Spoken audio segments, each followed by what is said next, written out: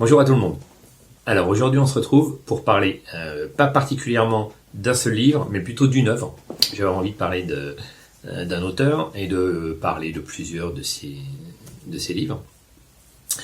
Alors je l'ai déjà lu il y a très longtemps. Je l'ai relu l'année dernière, donc ça fait partie de mes lectures de 2020 et j'ai encore une fois adoré me replonger dans l'œuvre de cet auteur. Et donc je voulais vous faire partager un petit peu mes sensations par rapport à cette énième lecture. Je ne sais pas combien de fois je l'ai lu, plusieurs fois. C'est assez particulier parce que ça se lit rapidement, donc vous allez comprendre quand je vais vous le présenter. Et donc du coup on peut se permettre de relire et relire et relire sans que ça nous prenne énormément de temps et on peut se plonger dans l'œuvre de cet écrivain américain extraordinaire. C'est un génie dans son style. Et donc du coup voilà, je vais vous parler aujourd'hui de Howard Philip Lovecraft. Alors, moi j'adore Lovecraft. Je devrais même plus le présenter, mais il y a toujours des gens qui passent à côté d'un écrivain. Donc on a pu passer à côté de Lovecraft, évidemment, c'est possible. Et ça mérite un coup de projecteur aujourd'hui. Alors, vous n'apprendrez pas non plus des choses extraordinaires sur Lovecraft, mais il y a quelques détails qui sont intéressants dans la vie de cet homme au-delà de son œuvre. Alors Lovecraft, c'est un écrivain américain du début du XXe siècle. Il est mort très très jeune, cet homme. Il est mort en 1936, il avait 47 ans. Et particularité de cet écrivain, il n'a pas connu le succès de son vivant. Alors son œuvre a été redécouverte bien après sa mort par le biais de ses amis qui ont aidé à faire connaître cet écrivain. Malheureusement pour lui, c'est un homme qui n'a pas connu le succès qu'il aurait mérité. Aujourd'hui, Lovecraft, c'est devenu un monument de la littérature américaine, la littérature d'ailleurs du XXe siècle. Il a un style très particulier, un genre très particulier également, et c'est un genre inimitable d'ailleurs. À mon sens, Lovecraft a été imité, mais il n'a pas été égalé. Il y a des gens qui ont tenté d'ailleurs de poursuivre un peu l'œuvre de Lovecraft, et on ne retrouve pas le talent et la patte de l'auteur. Alors peut-être que c'est parce que on est tellement attaché à lui qu'on n'a pas envie que quelqu'un d'autre vienne mettre le nez dans ses histoires, dans ses mythes, parce que c'est un inventeur de mythes, Lovecraft, et qu'il y a une sorte de sacralisation autour du personnage de Lovecraft. C'est un peu comme Bram Stoker. Moi je sais, j'ai jamais lu, mais je sais qu'il y a des suites à Dracula. J'ai jamais voulu lire ça. Je me suis arrêté au Dracula de Bram Stoker. Donc Lovecraft, c'est pareil. Il y a des auteurs qui ont essayé de travailler avec son œuvre. Il y a peut-être des choses bien. Je peux pas vous dire, franchement, peut-être qu'un jour je testerai. Là, j'ai pas testé.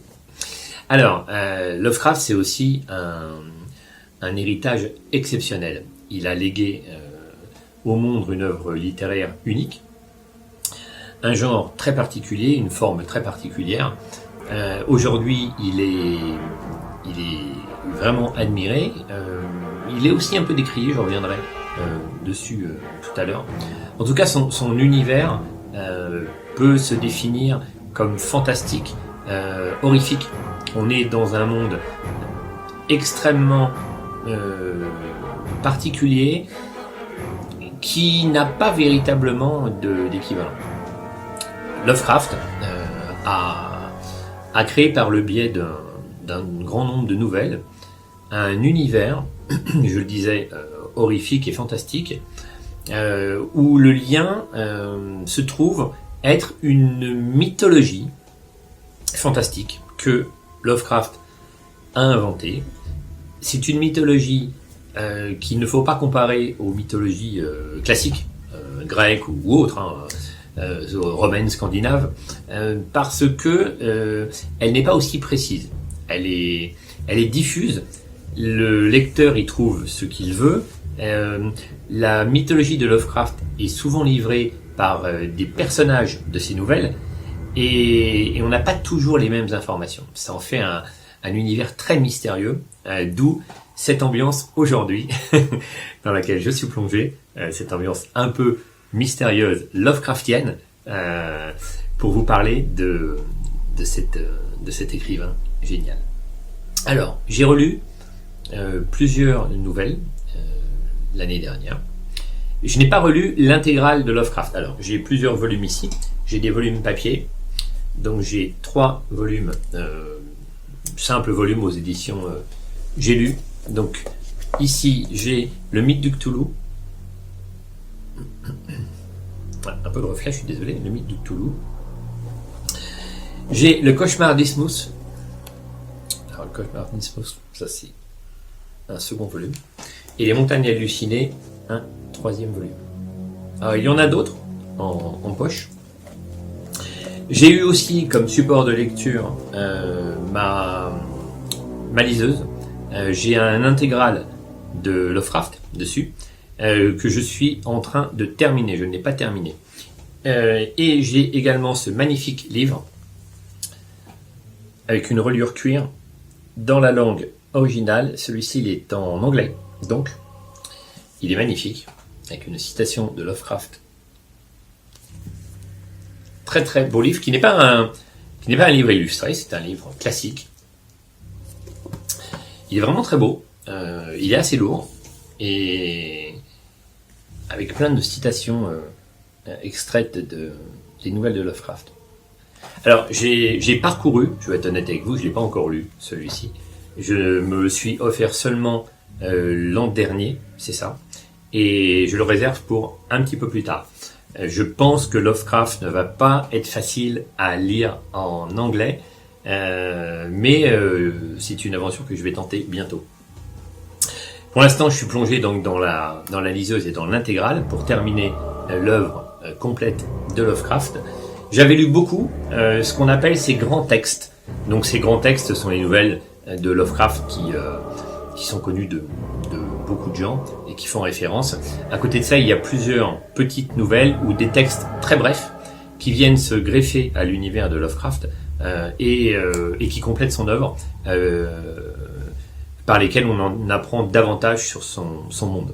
Alors justement, à propos du monde de Lovecraft, je vous disais qu'il avait développé une mythologie, c'est un peu ce qu'on peut dire, avec une ambiance assez sombre, assez horrifique. Vraiment, on est dedans là et c'est parfait, c'est exactement ça. On sent une pression quand on lit les œuvres de Lovecraft, et il a cette capacité à installer une atmosphère oppressante, un peu angoissante, et on se demande ce qui va advenir de l'histoire et des personnages quand on lit, quand on se plonge dans une nouvelle de Lovecraft. Ce qu'il y a de génial. Alors, un mot sur cet univers avant d'aller plus loin. L'univers de Lovecraft tourne autour de ce qu'on appelle le mythe du Cthulhu. Le mythe du Cthulhu. Le mythe de Cthulhu, pardon. Le mythe de Cthulhu. Alors, Cthulhu, qu'est-ce donc? Cthulhu, c'est un être fantastique, horrible, alors pour les gens qui n'auraient jamais lu Lovecraft, moi je pars du principe dans mes vidéos de ne pas vouloir trop dévoiler de l'intrigue des choses. C'est un point de vue.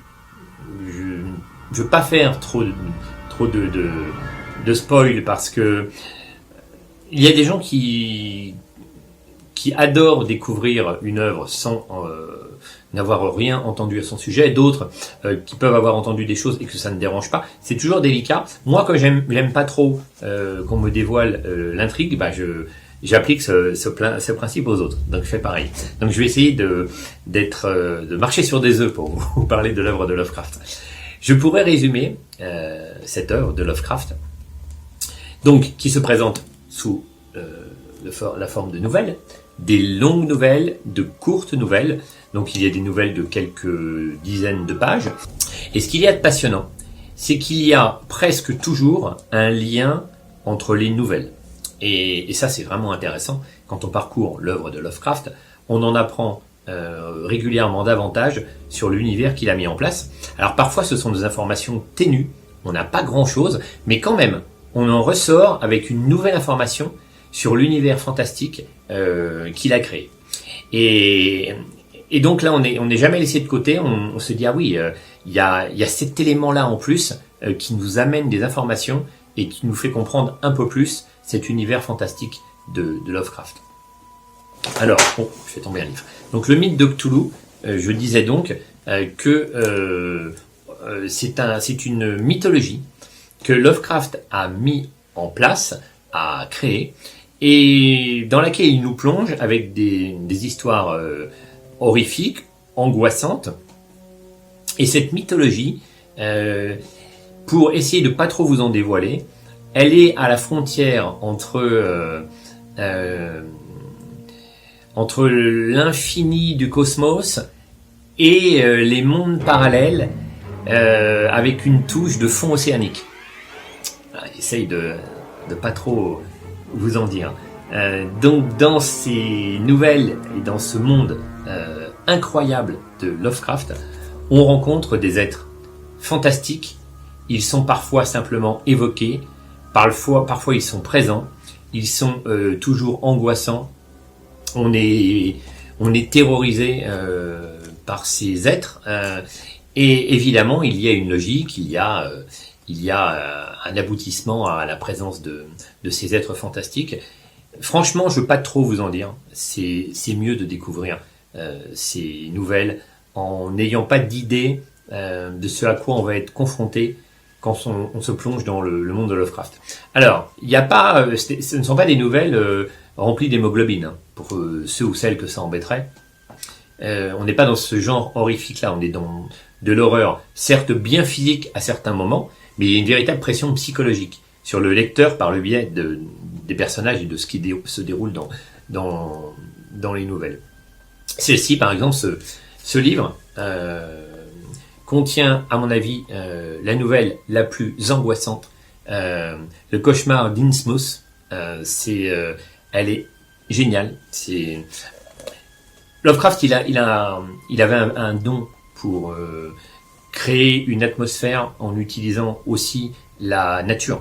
Donc des paysages désolés, des endroits abandonnés, des endroits sales, la brume qui peut se répandre sur le monde.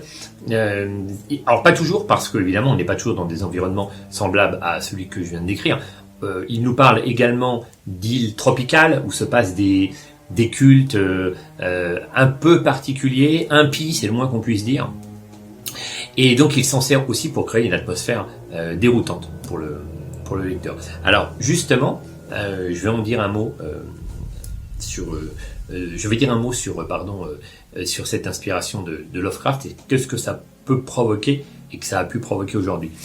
Pourquoi je vais vous dire ça? Parce que il y a un petit débat autour de Lovecraft, débat qui peut exister autour de nombreux auteurs, et on accuse régulièrement Howard Philip Lovecraft de racisme parce qu'il a des descriptions dans certains de ses nouvelles, dans certaines de ses nouvelles, il a des descriptions peu flatteuses à l'encontre de peuplades qu'il croise ou qu'il imagine en tout cas de l'autre bout de la planète, d'Océanie, de Mélanésie, de Polynésie, voire également quand il parle de certains habitants de Louisiane, si ma mémoire est bonne.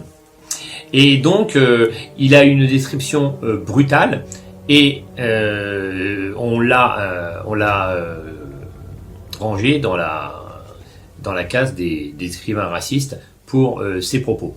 Alors, il faut être honnête. Apparemment, Lovecraft n'aimait strictement personne. En dehors de sa femme, qu'il a aimée, et de ses amis très très proches, il n'aimait personne. C'était un grand névrosé. Il n'était certainement pas heureux de son existence. Et il a eu une vie recluse. On peut vraiment dire ça. En plus, il est mort très jeune, 47 ans, et il n'a pas connu le succès, ce qui apparemment ne le rendait pas aigri. Il ne l'a pas forcément cherché non plus. Mais c'est un être très particulier, torturé, c'est le moins qu'on puisse dire, et c'est très difficile d'entrer dans la tête de Lovecraft et de connaître vraiment sa position sur le monde. On sait qu'il n'aimait pas les gens, qu'il n'aimait pas le monde dans lequel il vivait et qu'il détestait la modernité. Ça, en tout cas, on en est certain. Maintenant, il peut traîner un fond de racisme au sens où il avait peu de considération pour ce qu'on appelle les peuples premiers aujourd'hui. Ça, c'est... on le perçoit à travers certains commentaires de ces nouvelles. Maintenant, franchement, en faire un écrivain qui devrait être supprimé des lectures aujourd'hui parce qu'il a, sur l'ensemble de son œuvre, quelques phrases seulement où il a des descriptions peu flatteuses, ça tourne autour de ça. C'est souvent des descriptions peu flatteuses de comportements de peuples premiers. Il ne faut pas exagérer non plus. Ce serait ne pas rendre justice à cet auteur génial qui a une plume d'une qualité incroyable, avec une richesse de vocabulaire inouïe et un style inimitable. Un mot sur le style de Lovecraft. Justement, je voulais vous lire un extrait. Lovecraft a une particularité. Il a une attaque de ses nouvelles très abrupte. Et disons que il livre beaucoup de choses au lecteur dans les premières lignes de ses nouvelles. Et après ces premières lignes, on se dit mais comment est-ce qu'on va entrer dans cette histoire? Il nous a déjà dévoilé pas mal de choses, vraiment au tout début. Donc c'est une de ses particularités. Il fait ça très souvent. Eh bien, ça ne nous arrête pas. C'est pas parce que on a une révélation ou voilà, quelque chose qui va nous dévoiler un peu de ce qui se passe après, qu'on n'a pas envie de le lire. Au contraire, on entre dans cet univers de Lovecraft. Alors ensuite, c'est vrai qu'on peut se poser, c'est peut-être une des failles, des questions sur les personnages de Lovecraft. On se demande souvent comment les personnages de Lovecraft réussissent à subir de bout en bout les horreurs qu'ils subissent dans leurs nouvelles, sans prendre leurs jambes à leur cou et s'enfuir après 5 pages. Bon, ça c'est peut-être la faille, mais ça nous plonge dans... Si on accepte ce parti pris, on est plongé dans une littérature de génie. Alors, un petit extrait, tout court. Donc, cette nouvelle s'appelle Dans l'abîme du temps. Et je vais vous donner, c'est une nouvelle de la fin de vie de Lovecraft. On est en 1935. Et je vais vous lire l'accroche. Après 22 ans de cauchemars et d'effroi, soutenu par la seule conviction désespérée que certaines impressions sont d'origine imaginaire, je me refuse à garantir la véracité de ce que je crois avoir découvert en Australie occidentale dans la nuit du 17 au 18 juillet 1935. On peut espérer que mon aventure fut en tout ou partie une hallucination. À cela, en effet, il y avait de nombreuses raisons. Et pourtant le réalisme en était si atroce que parfois tout espoir me paraît impossible. Alors voilà, là on a beaucoup de révélations sur ce qui va se passer après, et pour autant on a quand même envie de se plonger dans cette nouvelle. Alors celle-ci fait 100 pages. Je vais vous citer un autre exemple encore plus typique de cette attaque rapide de Lovecraft. Donc là, nous sommes dans le recueil qui s'appelle Le Cauchemar d'Innsmouth. On est en... Regardez, parce que je me souviens plus de la date. Nous sommes en 1923. Oui, alors Lovecraft a commencé à écrire au début du XXe siècle, vers 1915, si ma mémoire est bonne, 1913, jusque la fin des années 30. Donc là, la nouvelle s'intitule Le monstre sur le seuil. Il est vrai que j'ai logé 6 balles dans la tête de mon meilleur ami. Et pourtant, j'espère montrer, par le présent récit, que je ne suis pas son meurtrier. Voilà, c'est tout.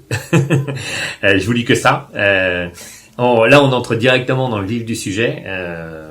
On sait ce qui va se passer, évidemment, et on va essayer de comprendre pourquoi. Alors, c'est vrai que c'est un mode un peu atypique de récit. On est souvent plutôt dans une aventure classique, dans un roman. On a des personnages qui sont posés, tout se passe bien, et puis d'un seul coup, plus rien ne se passe bien. Alors que Lovecraft, c'est très souvent l'inverse. On est plongé immédiatement dans l'horreur, dans le questionnement et parfois même dans la folie du personnage. Ça, moi, j'adore. C'est vraiment génial. Le Lovecraft, pour revenir un petit peu sur les particularités de cet homme, je disais tout à l'heure qu'il a une vie vraiment qui n'est pas commune. Il n'aimait pas du tout la société. Elle lui a bien rendu puisqu'il n'a pas été publié. Mais en même temps, il a tendu le bâton pour se faire battre. Alors, je vais vous présenter un petit ouvrage que j'ai lu en fin d'année dernière, qui parle de Lovecraft. Il y en a plusieurs. Celui-ci m'a tenté pour une bonne raison. Il est tout petit. Il est ici. Et c'était vraiment, vraiment très intéressant. C'était passionnant pour dire le mot. Donc cet ouvrage s'appelle Howard Philip Lovecraft, Contre le monde, contre la vie. Donc c'est un livre écrit par Michel Houellebecq avec une petite préface de Stephen King. C'est un peu le bonus. Stephen King a une petite préface de quelques pages seulement où il parle du travail de Houellebecq qu'il connaît. Donc ça n'est pas une préface détachée et commerciale. Elle parle vraiment du travail que va effectuer Houellebecq sur Lovecraft.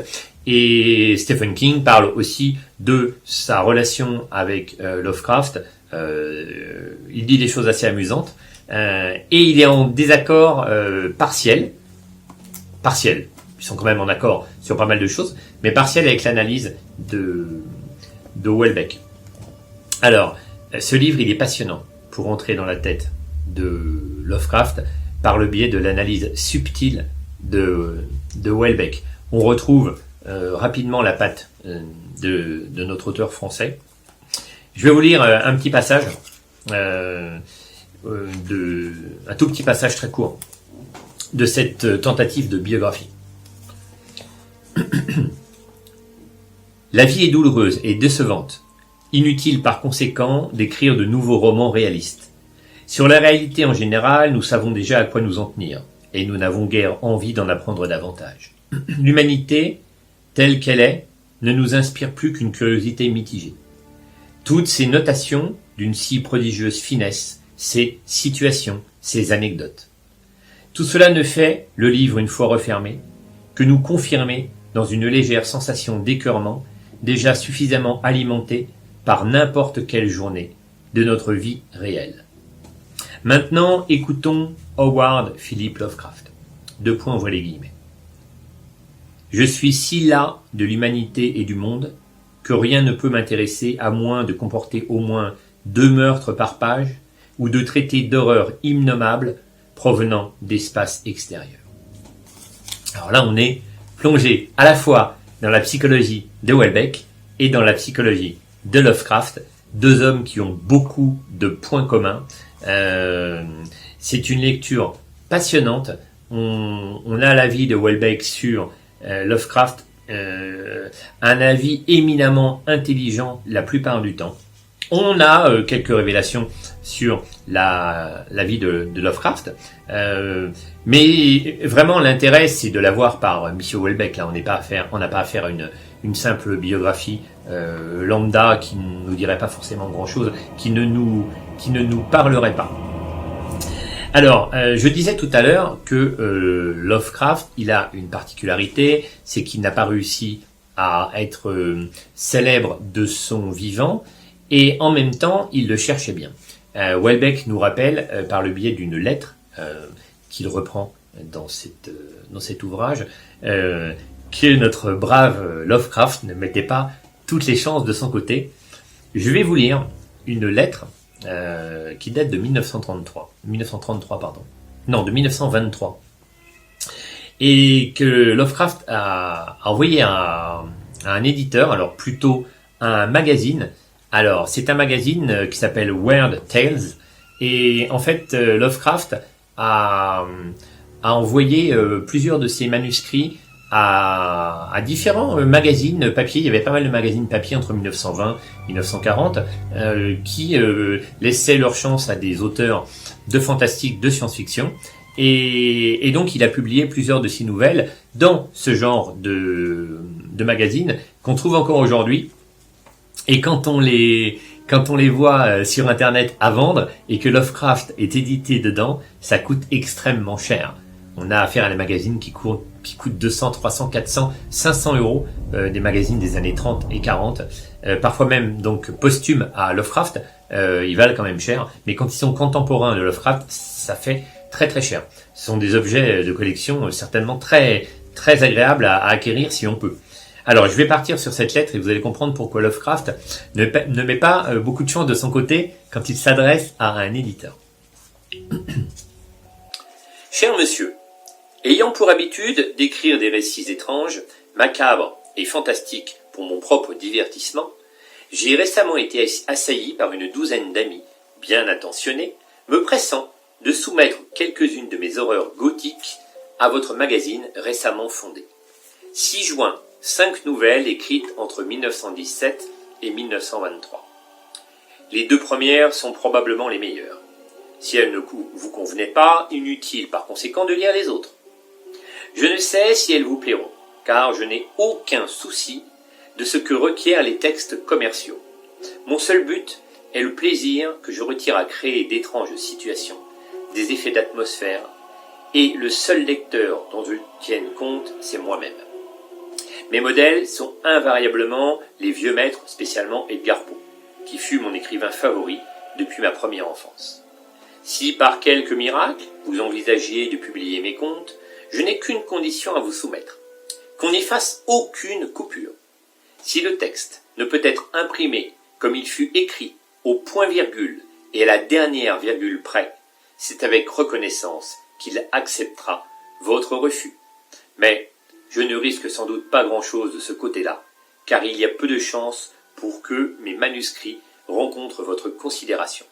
Mon manuscrit Dagon a déjà été refusé par Black Mask, à qui je l'avais proposé sous une contrainte extérieure, comme c'est le cas pour l'envoi 6 juin.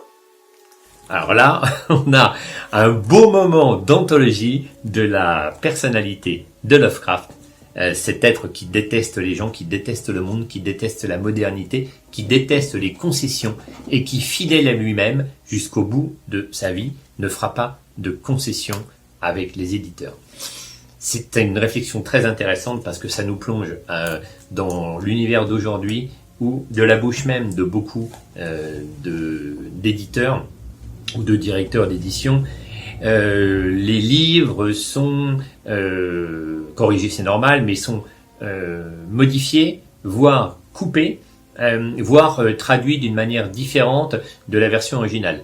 Alors évidemment, sans doute pas pour tous les auteurs, c'est fort appréciable que ça reste encore comme ça longtemps, mais toujours est-il que pour une grosse part de la littérature dite qu'on pourrait qualifier de commerciale d'aujourd'hui, mais qui n'est pas forcément vue comme telle par les gens qui la lisent de bonne foi. Et moi, je lis de tout, franchement, il y aura de tout sur cette chaîne.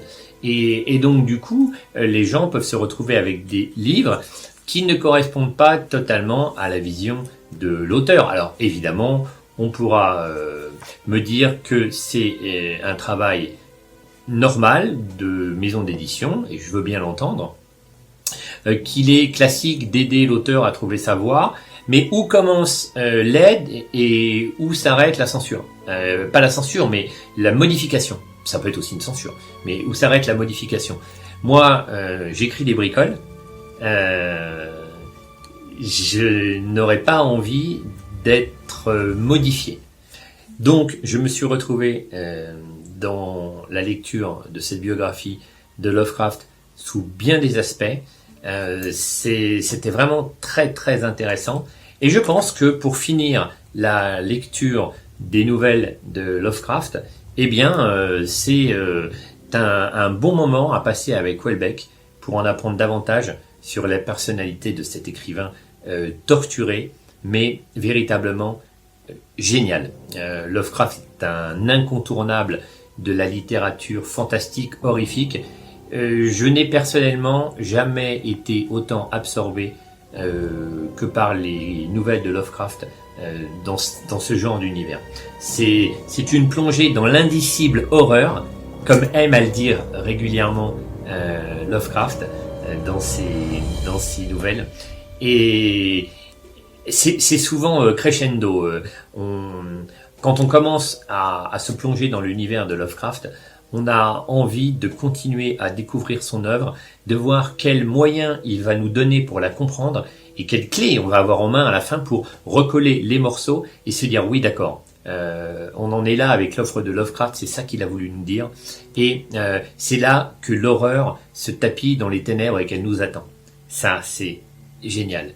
Alors ces livres chez J'ai lu, une édition basique, hein, pourrait-on dire, ne sont pas toutes classées dans un ordre de chronologie. Dans le premier ouvrage, le mythe de Cthulhu, on a une chronologie qui est respectée, mais ensuite on a des nouvelles ici qui sont plus anciennes en fin d'ouvrage que celles présentées dans le début du livre. C'est un choix éditorialiste. Ça ne gâche pas forcément le plaisir de la lecture. Disons que je pense que commencer avec donc les grands récits de Lovecraft, c'est bien pour se faire une idée si cet univers nous plaît ou si il ne nous plaît pas. Alors moi, c'est comme ça que j'ai commencé il y a très longtemps par le mythe de Cthulhu dans une vieille édition que j'ai encore. Je pourrais évidemment conseiller la même chose, c'est-à-dire que j'imagine que c'est très bien de se lancer dans celui-ci en particulier, le mythe de Cthulhu, et de commencer par la nouvelle qui s'intitule Le mythe de Cthulhu, puisque c'est aussi le titre, enfin le titre est légèrement différent, c'est l'appel de Cthulhu. Donc je pense que c'est bien de commencer par l'appel de Cthulhu, qui nous donne une idée vraiment précise de ce qui nous attend par la suite avec Lovecraft. Donc l'appel de Cthulhu, c'est une nouvelle qui a été écrite en 1926. On pourra ensuite se plonger dans d'autres nouvelles. Vous pouvez commencer par ce livre qui réunit d'excellentes nouvelles. Il y en a 1, 2, 3, 4, 5, 6 nouvelles. C'est un très bon début pour se plonger dans l'univers de Lovecraft. Et si vous avez aimé ces nouvelles, je vous conseillerais de ne pas poursuivre avec les autres livres, mais plutôt de vous procurer, d'acheter un intégral de Lovecraft pour pouvoir plonger directement dans son univers. Un intégral peut-être chronologique, ça peut être pas mal. Et en tout cas, vous pourrez ainsi découvrir l'ensemble des nouvelles de Lovecraft. Et je vous l'assure, vous relirez avec plaisir les premières nouvelles que vous avez donc pu découvrir dans cet ouvrage. Moi, j'ai déjà lu, je ne sais plus, 3 à 4 fois les nouvelles de Lovecraft. Là, ça faisait très très longtemps, pour être honnête avec vous, que je m'étais pas plongé dans cette lecture, et je ne le regrette pas. Ça ne m'a donné qu'une seule envie, c'est recommencer peut-être l'année prochaine. Il y a des lectures comme ça qui ne nous quittent pas, et Lovecraft, pour moi, ça en fait partie. Voilà, je vous laisse avec cette analyse. Il y aurait eu 1000 choses à dire supplémentaires sur Lovecraft. C'est déjà très long aujourd'hui. Je vous dis à bientôt.